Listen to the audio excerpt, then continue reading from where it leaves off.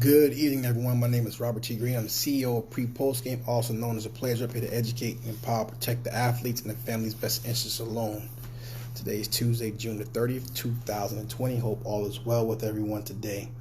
Obviously, yesterday, as we released another statement pertaining to the Iowa football players and former players and family, we were met with what we know and understood will be with the response of some of these fans and some of the school.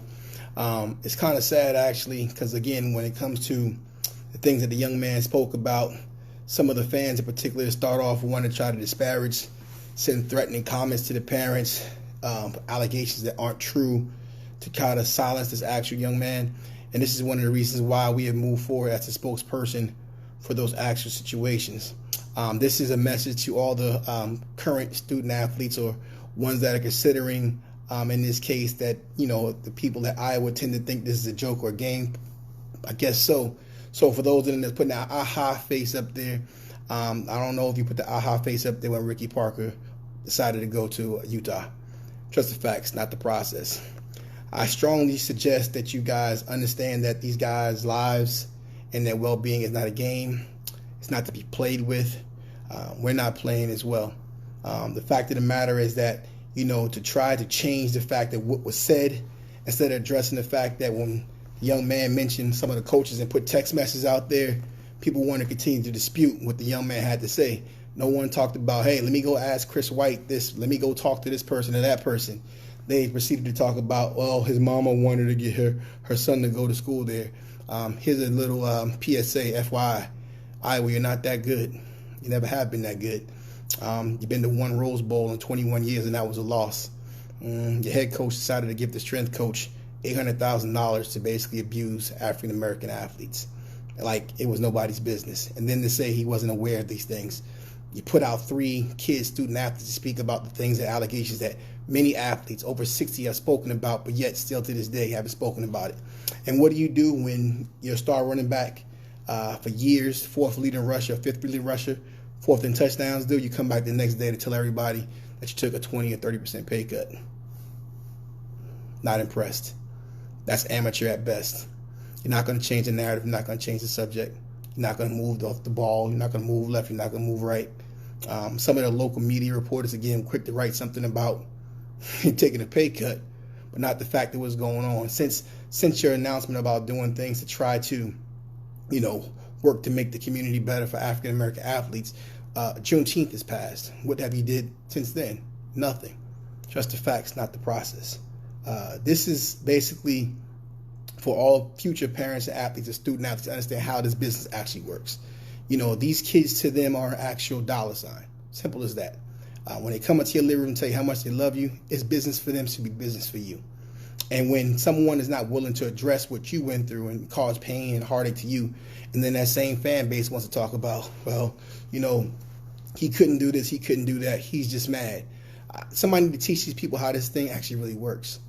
At the end of the day, whatever pay cut some of your coaches are taking, if these young African-American athletes and families stop coming there, you're going to lose a lot more money than that. You're going to lose a lot more games than that. You're going to lose a lot more than your reputation than that. So maybe that's what you want, Iowa.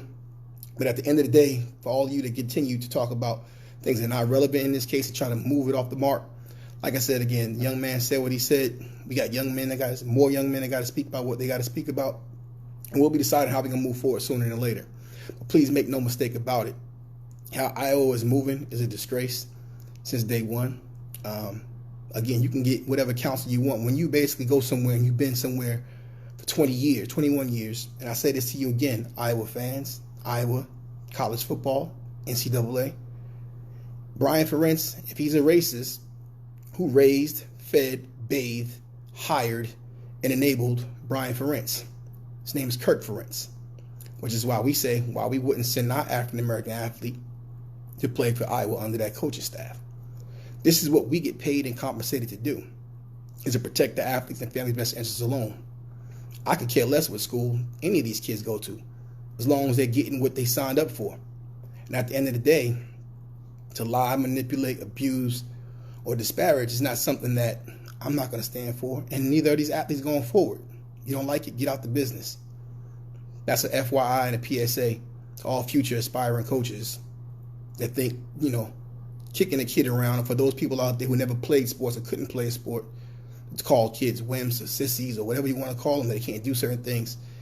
You can't walk 2 feet in their shoes. Again, they can't tell you that. And so for the fact that people say, well, why are you saying these things? Why does he say, like, he missed the school? And why does he talk about the things they talked about when regarding his Gatorade or Powerades? Like anything else, when you basically go out there and try to ask for help, and then that school actually takes away your help, you put things out there. I have a background in mental health, a background in as a behavioral specialist. I know the signs for call for help. Maybe you guys should figure that out. And at the end of the day, excuse me, pretending that you care when you don't care is something that's become disgusting at this point. It's clear that Iowa football doesn't care about black athletes. Everything they said since they started this actual, 3 or 4 press conferences, everything they did today after what happened yesterday when the entire world covered this story pertaining to Akron Wadley, turn around and want to cover and talk about pay cuts. Again, there's a number to you, and that's okay. It's a business. Again, it's a business for you, it's a business for them. But again, destroying their lives and then walking away and talk about what he wanted to do and why he's mad and why is he upset. I don't know what people continue to think this is. When it comes to athletes, it's like your job when you go to a job. Why do you praise that job? Why do you talk highly about that job? We all work. We don't like our jobs, but it's part of the business to put on a good face. As he said in the actual document, in the statement. Whenever he wanted to say something, he gave him notes on what to say. Bottom line, he's trying to make it to the National Football League like every other player who decided to come to Iowa. It wasn't because what the program did or how they operated. It's because of the lies that was told in the living room by the recruiters. Half of them that were African-American recruiters, that they were no longer there when those kids signed. Trust the facts, not the process. So please, people, as you continue to follow the story of these young men, as I said before, their voices will be heard. Our time, their way. This is not going to be a 15-minute narrated, this is a story, move on from there. Every single person that impacted these young men's lives in a negative light will get their due time.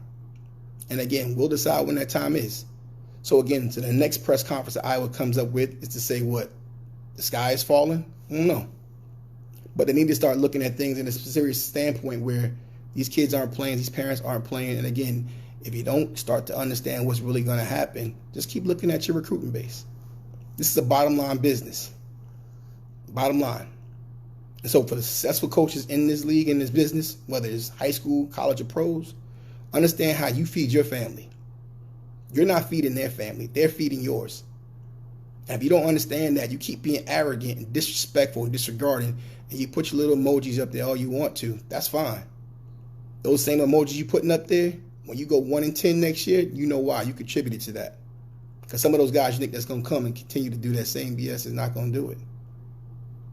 Like I said, it's painful to watch hear these young men's stories and their livelihoods. And for those people out there that sending threats to parents, talking about allegations, unfounded, try to smear a young man's name, you go right ahead.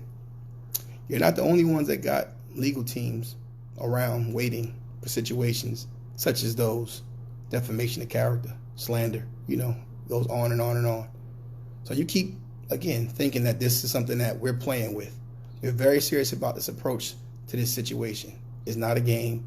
The reality is a lot of these young men have suffered a great deal at the hands of Kurt Ferentz, Brian Ferentz, and Chris Doyle. My name is Robert T. Green. I'm the CEO of Pre-Postgame, here to educate, empower, protect the athletes and the family's best interests alone. You guys be well, be blessed, stay tuned, more coming.